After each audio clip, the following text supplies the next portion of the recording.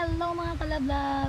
So mo to no kung ikaw ning tuon na ka og dawat kay Jesus kanang imong lawas kining atong lawas, so di mo pa sa Bible temple of the Holy Spirit ni siya no, di mo reside ang Holy Spirit mosulod dira sa ato ang lawas no, diha magpuyo no ang Holy Spirit sa ato ang lawas. So muna nga kini ato ang body ato ni siyang ampingan no, dili nato ni siya pasagdan no, ato ning pakaunog mga nutritious food no.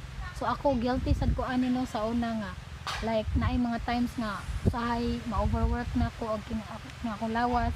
So muna nga mag-earn pug kog mga consequences nga ang muna magsakit-sakit sad ta no, kay like wala man pasagdan man nato no ang kining atong lawas no.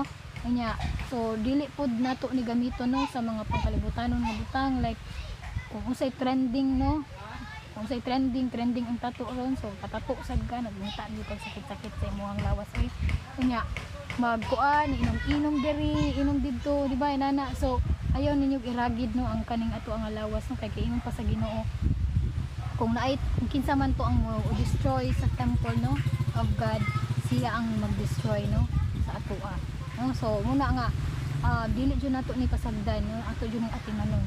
So ano to no, napukoy ka mga nakailang nga mga tao no, kabalo na sila, so Kristohano na sila, then kabalo na sila nga dili na maayo, pero mo to nagpadayon sila no, padayon og inom-inom no, padayon og sigarilyo, kabalo silang makadaot na sa ilang lawas na nagay-model ang sigarilyo no, na nagay-picture dito no, say mahitabo nimo after mo take ana, pero wa gid gihapon. So inana jud ta no.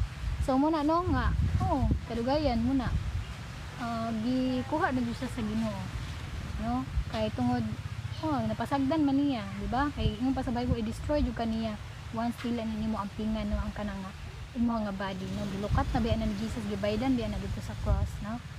So mo to no nga dapat ang pingan nato ang atong body and gamiton nato nga ang Ginoo may mahimayan.